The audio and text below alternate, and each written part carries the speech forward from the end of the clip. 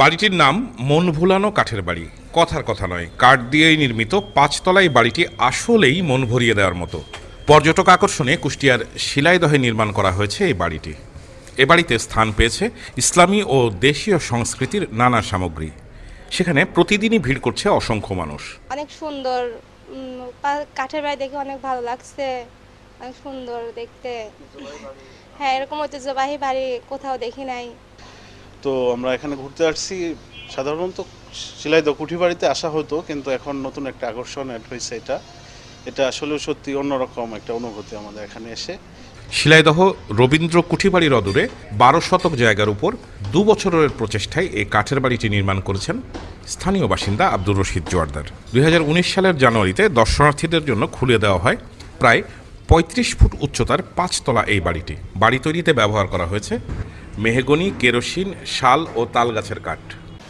আসলে মুসলমান, সেই উদ্দেশ্যে যে মন ভুলানো কাঠের বাড়ি, বিশ্বকবি রবীন্দ্রনাথ ঠাকুরের বাড়ির পাশে আসে বেড়াইতে অনেক দূর দূরান্ত থেকে, বহির্বিশ্ব থেকে।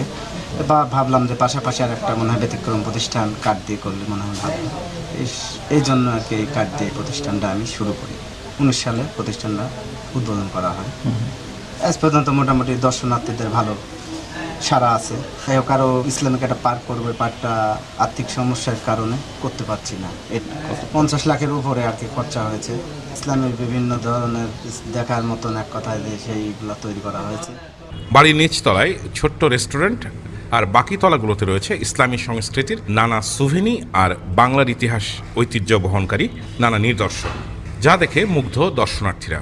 রবীন্দ্র কুঠিবাড়িতে বেড়াতে আসা এই কাঠের বাড়ি ঘুরে দেখে যাচ্ছেন অনেকেই। এটিকে বাড়তি পাওনা বলে মনে করছেন তারা। প্রতিদিন সকাল 9টা থেকে বিকেল 5টা পর্যন্ত টিকিটের বিনিময়ে বাড়ি ঘুরে দেখার সুযোগ আছে।